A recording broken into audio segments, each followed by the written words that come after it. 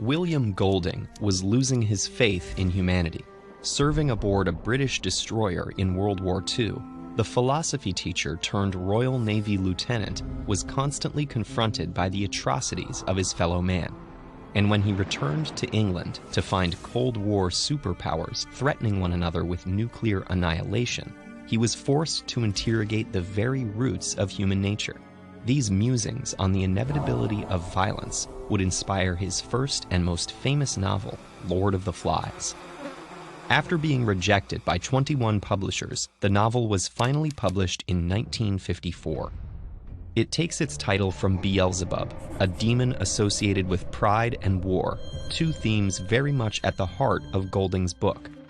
The novel was a bleak satire of a classic island adventure story, a popular genre where young boys get shipwrecked in exotic locations. The protagonists in these stories are able to master nature while evading the dangers posed by their new environments. The genre also endorsed the problematic colonialist narrative found in many British works at the time, in which the boys teach the island's native inhabitants their allegedly superior British values. Golding's satire even goes so far as to explicitly use the setting and character names from R.M. Ballantyne's Coral Island, one of the most beloved island adventure novels. But while Ballantyne's book promised readers pleasure, profit, and unbounded amusement, Golding's had darker things in store. Lord of the Flies opens with the boys already on the island, but snippets of conversation hint at their terrifying journey. Their plane had been shot down in the midst of an unspecified nuclear war. The boys, ranging in age from 6 to 13, are strangers to each other, all except for a choir, clad in black uniforms and led by a boy named Jack.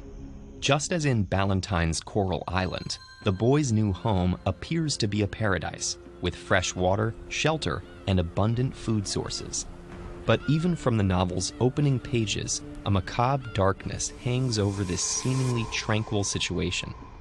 The boys' shadows are compared to black, bat-like creatures, while the choir itself first appears as something dark, fumbling along the beach. Within hours of their arrival, the boys are already trading terrifying rumors of a vicious beastie lurking in the woods.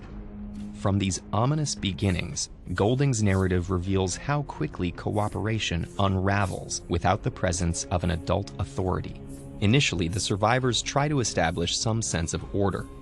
A boy named Ralph blows into a conch shell to assemble the group and delegate tasks. But as Jack vies for leadership with Ralph, the group splinters, and the boys submit to their darker urges. The mob of children soon forgets their plans for rescue, silences the few voices of reason, and blindly follows Jack to the edge of the island and the edge of sanity.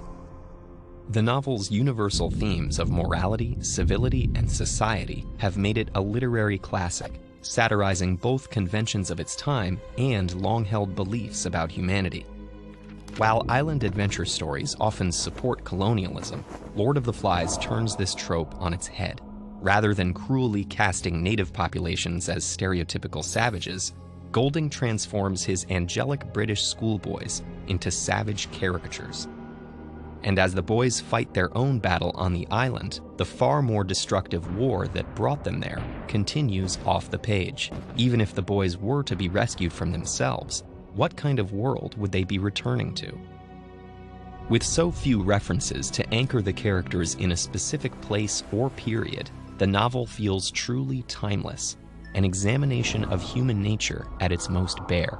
And though not all readers may agree with Golding's grim view, Lord of the Flies is unsettling enough to challenge even the most determined optimist.